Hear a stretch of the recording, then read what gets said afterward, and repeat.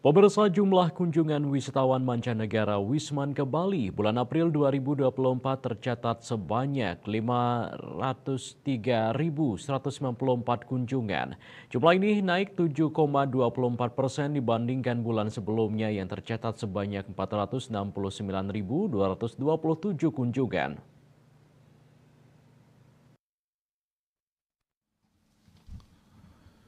Kepala BPS Bali Endang Retno Sri Subiyandini mengatakan Wisman dari Australia mendominasi kedatangan dengan persentase sebesar 23,35%. Jumlahnya pada April mencapai 117.508 kunjungan.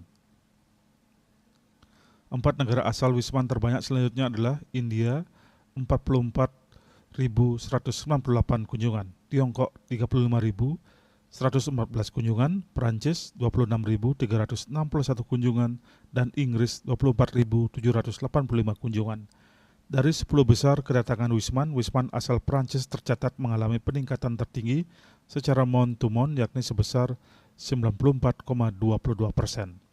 Wisman kebangsaan Australia merupakan yang paling banyak kedatangannya ke Bali pada bulan April 2024 dengan jumlah 117.508 kunjungan.